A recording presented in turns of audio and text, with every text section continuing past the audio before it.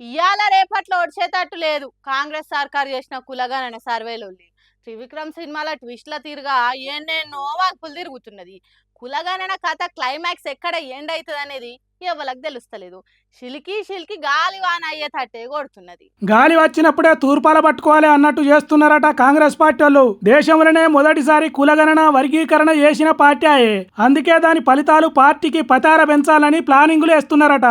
CLP meeting పెట్టి వాడి వేడిగా చర్చలు జరిపినరట. స్టేట్ ఇన్ఛార్జి దీపాదాస్ మేడం దీపం ఉన్నప్పుడే ఇల్లు చదువుకోవాలి అని చెప్పుడుతోని పాత నల్గొండ జిల్లాలో పెద్ద సభ పెట్టి కాంగ్రెస్ పార్టీ సాధించిన విజయాలు సాటి చెప్పాలి అని ఈసారి ఇచ్చుకున్నారట. పార్టీ ఇలువ పెంచే ముచ్చట్లు ఇవైతే సిఎల్పి మీటింగ్ లో కాంగ్రెస్ లీడర్ల మాటల యుద్ధం బాగానే జరిగిందట. ఒకల మీద ఇంకొకరు రిపోర్టు కాగితాలు మడతలకు తెచ్చి మరీ వాదించుకున్నారట. మా బాధలు ఢిల్లీ దాకా చేరాలంటే ప్రతి ఎమ్మెల్యేకు 5 నిమిషాలు టైం ఇచ్చి మాట్లాడిపియాలి అని ఎమ్మెల్యేలు ఏకమై కోరినరట. ఇంకో దిక్కు పార్టీ పద్ధతిని పట్టించుకోకుండా ఇష్టం ఉన్నట్టు మాట్లాడిన వాళ్ళ మీద గట్టి చర్యలు తీసుకోవాలని గరం అయినరట. సర్కార్ను పార్టీని నోటికొచ్చినట్టు మాట్లాడితే ఊకునేది లేదని కట్టడి చేయాల్సిందే అని కరాఖండిగా చెప్పిండ్రట. ఇన్ని ముచ్చట్లు మాట్లాడినప్పుడు చిన్నగుంటది అలొల్లి. అందున అంతర్గత ప్రజాస్వామ్యం దండిగా ఉన్న పార్టీ.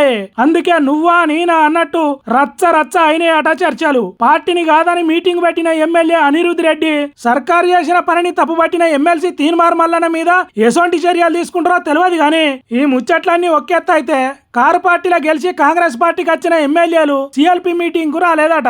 ఒకవేళ వస్తే సుప్రీంకోర్టుకు సిక్కినోళ్ళం అయితే అనుకున్నారో ఏమో కుక్కిన పేను తీరుగా గమ్మునున్నారట.